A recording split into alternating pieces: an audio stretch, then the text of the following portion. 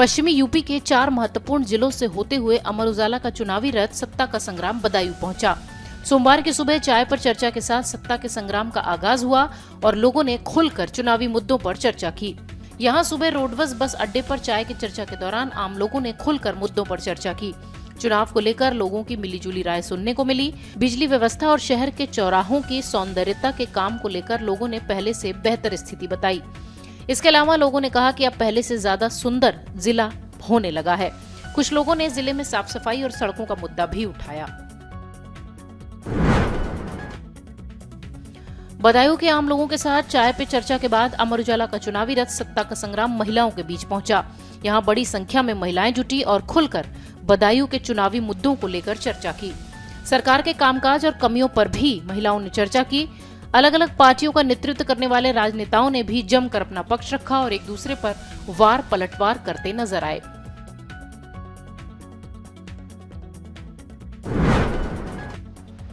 Samajwadi party अब बसपा के core vote bank पर निगाह लगाए हुए है। प्रयास है कि इसे किसी न किसी तरह से अपने पाले में कर लिया जाए। इसके लिए नए सिरे से रणनीति भी बनाई जा रही है। इसकी शुरुआत सुरक्षित 85 सीटों से की गई है। इन सीटों पर बाबा साहब के सपनों को पूरा करने का संकल्प दिलाया जा रहा है, जिसकी जिम्मेदारी कभी काशीराम के नजदीकी रहे और वर्तमान में समाजवादी पार्टी में आए पूर्व कैबिनेट मंत्री के गौतम को सौंपी गई है।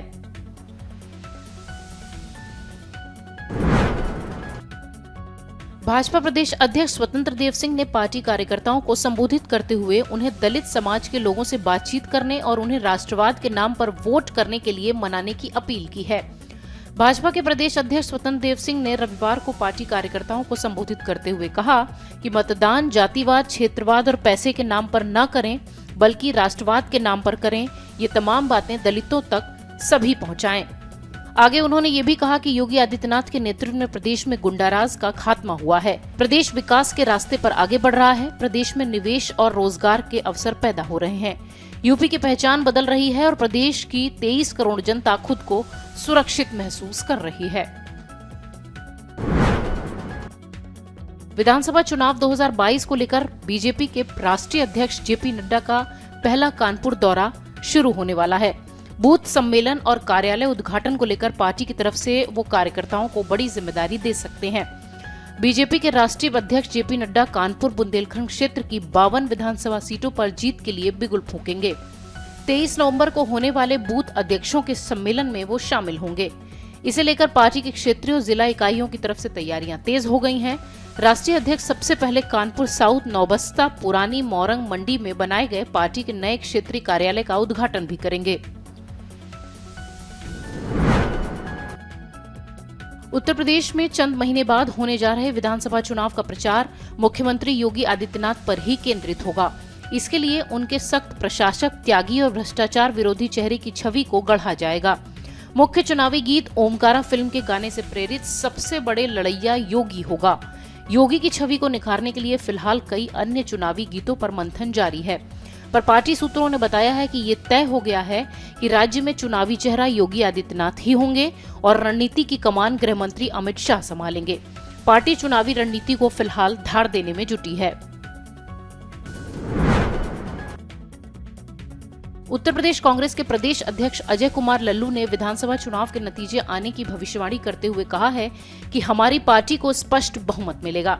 आगे उन्होंने ये भी कहा कि भारतीय जनता पार्टी 30 सीटों को पार भी नहीं कर पाएगी।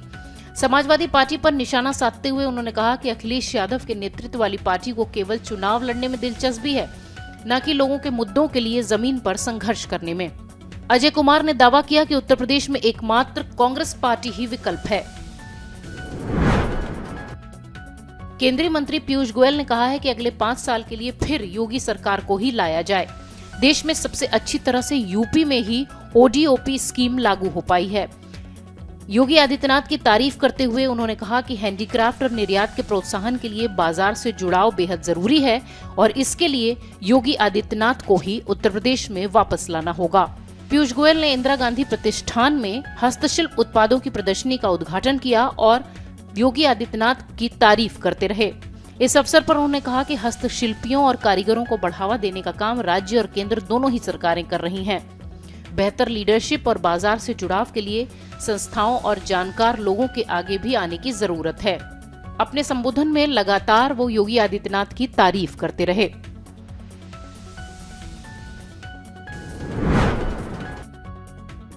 चुनाव से पहले अखिलेश यादव लगातार बीजेपी पर हमलावर हैं।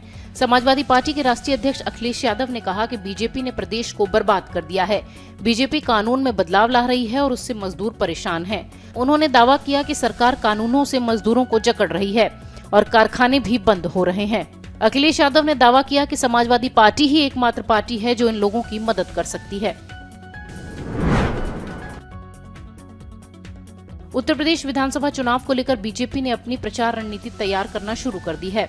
उत्तर प्रदेश के चुनाव प्रभारी समेत बीजेपी के कई नेताओं की बैठक बनारस और दिल्ली में हुई है। इनमें तय हुआ है कि अगले 1.5 महीने के भीतर उत्तर प्रदेश के सभी क्षेत्रों में 200 से ज्यादा रैलियों का आयोजन किया जाएगा। केंद्र सरकार के 30 मंत्रियों को इन रैलियों और कार्यक्रमों की जिम्मेदारी सौंपी गई है। Video desk amarujala.com। डाउनलोड करें अमर उजाला ऐप और पाएं खबरें लगातार। अगर आप ये वीडियो YouTube पर देख रहे हैं तो हमारे चैनल को सब्सक्राइब करें और बेल आइकन को दबाना ना भूलें। अगर आप Facebook पर ये वीडियो देख रहे हैं तो हमारे पेज को लाइक करें।